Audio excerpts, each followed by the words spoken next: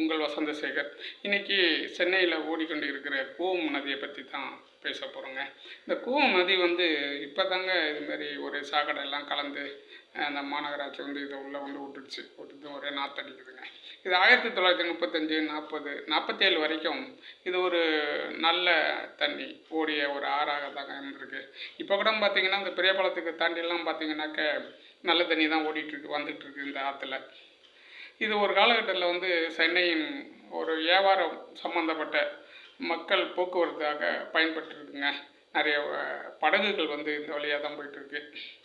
அரிசி ஆந்திராவிலேருந்து அரிசி வந்துட்டு இருந்திருக்கு.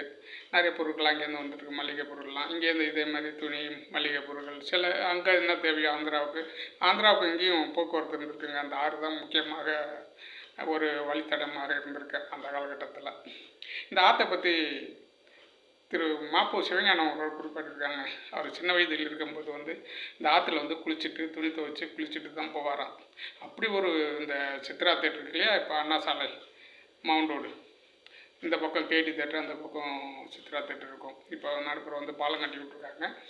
இப்போ கூட அந்த பாலத்துக்கு பக்கத்துலேயே பார்த்தீங்கன்னா இந்த பக்கமும் அந்த பக்கமும் இருக்கும்.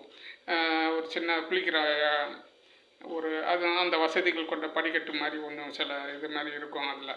அது மாதிரி இந்த போட்டு வந்து பயணிகள் ஏறி இறங்குற மாதிரி ஒரு பஸ் ஸ்டாண்டு மாதிரி இருக்கும். இப்போ கூட இருக்குது. இங்கே வந்து குளிச்சுட்டு அப்படி நல்ல தண்ணி போய் இந்த இடங்க பாருங்கள். காலத்தின் கட்டாயமோ என்னமோ தெரியல. இன்றைக்கி வந்து அந்த கூவம் வந்து ஒரு நாற்றம் எடுத்த ஒரு ஆறாக மாதிரி இருக்கிறது. இதை தமிழக அரசு ஏதோ சீர் செய்யணும் கூடிய நிதியெல்லாம் ஒதுக்குறாங்க. அது அப்படியே தான் இருக்குது. இன்னும் ஒன்றும் பண்ண முடியல. சில விஷயங்கள் இப்போ மட்டும் பண்ணிகிட்ருக்காங்க. அதிலே வந்து இப்போ மேம்பாலம் மாதிரி அமைச்சு பறக்கும் வழி சாலை அது மாதிரி அமைக்க போகிறாங்க போல். இந்த ஆற்றையும் கொஞ்சம் சுத்தம் பண்ணால் நல்லாயிருக்கும். நன்றி, வணக்கம்.